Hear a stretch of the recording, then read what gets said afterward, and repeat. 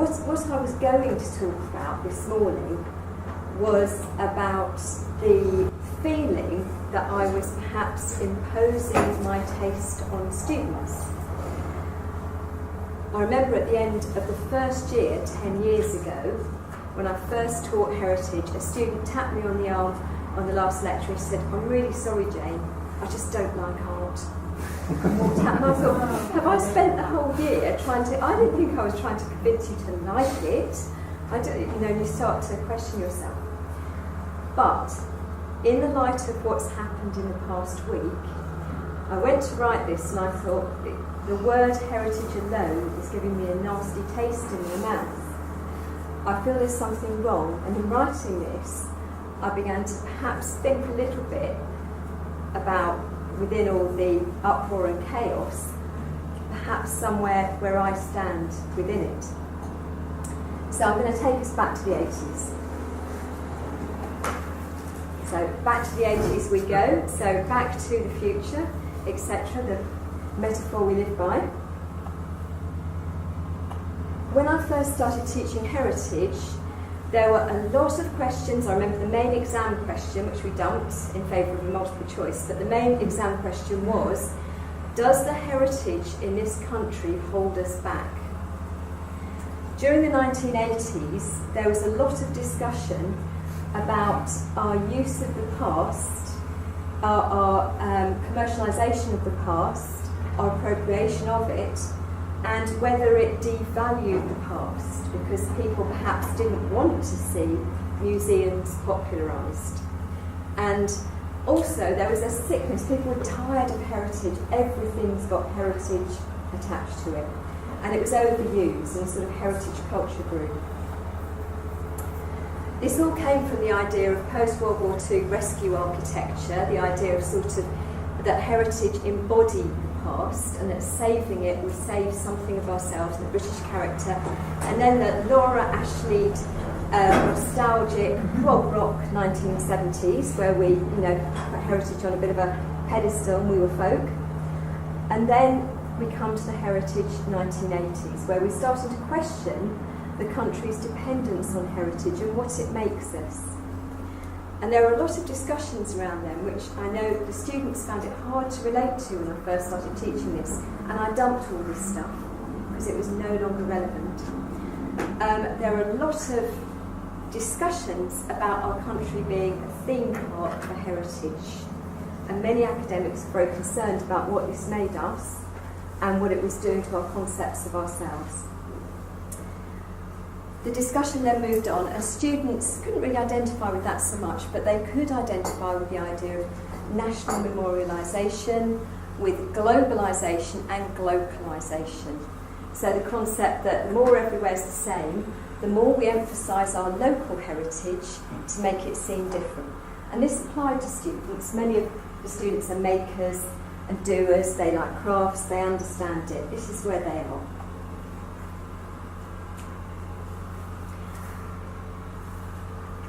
Also, I felt, certainly when I lectured them initially, that I was going to explain to them the concept of plural cultures. So the idea that we have a view from all sections of society, from the elite down to the popular view. So if you're telling the story of St Augustine's Abbey, you tell the story of a monk, not the dean, etc. This to students is self-evidence. Of course you do. It's upstairs, downstairs, it's Downton Abbey. You don't need to say it. You're not going to tell the story of the person at the top of the tree usually.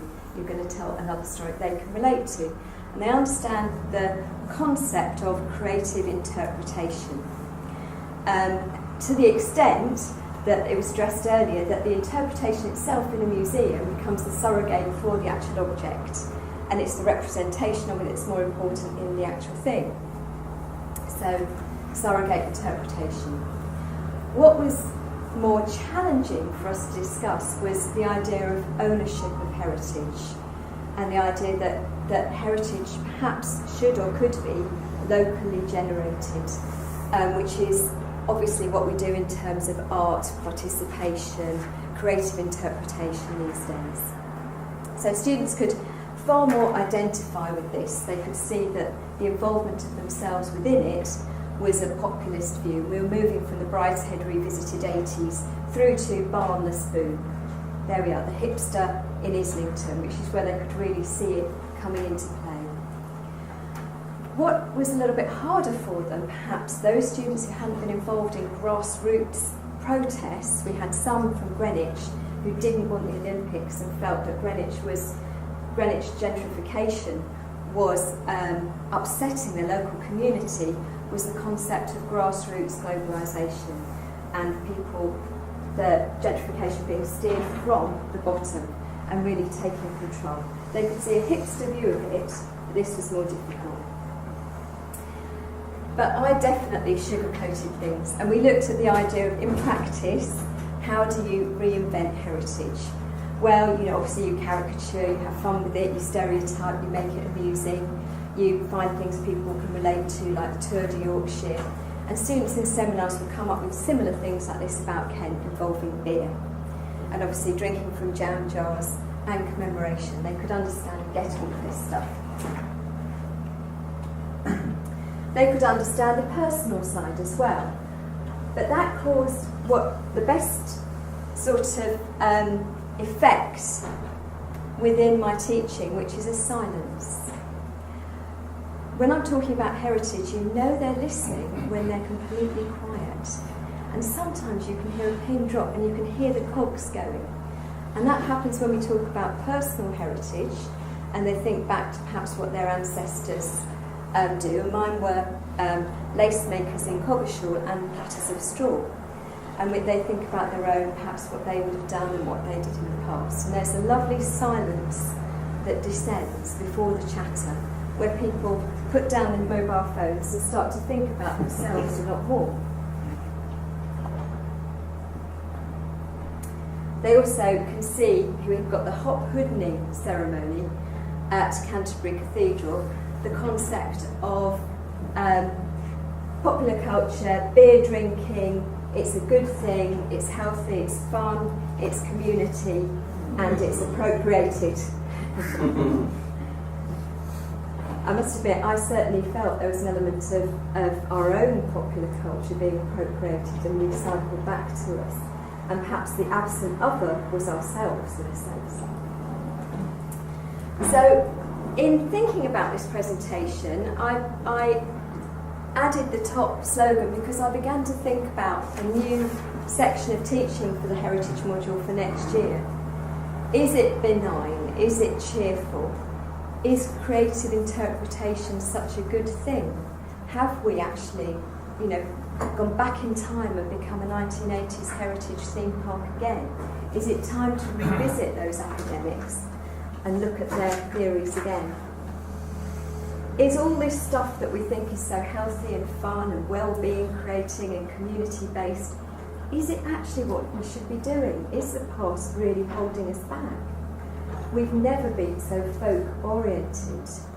We see it, I was up at a Westminster forum briefing for the new white paper on culture, and all anybody talked about was engagement. And when I put up my hand and say, well, my adult ed class in pottery is going, there's a very different level in terms of the theoretical idea of engagement and the action on the ground doing it, involving a large, wide community. And is it good for us to be doing this stuff or not? Is that my new judgment? Also, I felt nostalgia, epitomised by the seaside here, has gone sour a little bit within the country. And that I'm beginning to, as I said, see those 1980s academics as saying something that needs to be reinstated, revisited at this particular juncture and rethought out. The other silence that we have is when we start to come up to date with the ideas of heritage, which sounds very, very familiar with American Studies, which was my first degree. The concept of the conversation of should we only be discussing dead white dudes, or should they be censored out? The Rhodes must fall discussion, so should we actually have statues of people who appropriated and colonised cultures? At the same time, we also discuss another form of censorship, perhaps on the opposite end of the scale, of terrorists toppling heritage through nihilism perhaps, and toppling ideologies and appropriation. And that's when the best silence descends on the room of the students, because they start to think quite deeply about, if you give something back to the Native Americans and they bury it, the repatriation of goods, it's lost. But is there the right for people to own things and then destroy them? How does that apply to people toppling statues as well? And the censorship of the safe space too. And this is stuff that really, you can tell things are working when the quiet descends and the cogs start going. So I think what I wanted to say this morning, sorry, it's a bit sombre, but I feel very sombre and very miserable today, I must admit. The consequences of nostalgia. That's what this presentation, when I was writing it, made me think about. We've come such a long way from Venus de Milo to Alice and Lapper on the Fourth Plinth, and that has to be celebrated. But is this heritage culture benign? Have we been turkeys voting for Christmas with it? Have we all been genuine? I part of my career working at the Opera House and working in Canterbury City Council was celebrating heritage in the past and commoditising it. Are we much too stuck in the past as a country? Has it caused this juncture that we're at or contributed to it? I haven't got any answers for any of this. Do we need to return to a much more critical approach to our reification of heritage in this country? So to end where I started, with David Byrne's The Talking Heads, I don't know if we're right, I don't know if we're wrong, but I certainly know some of us are saying to ourselves, my God, what have we done?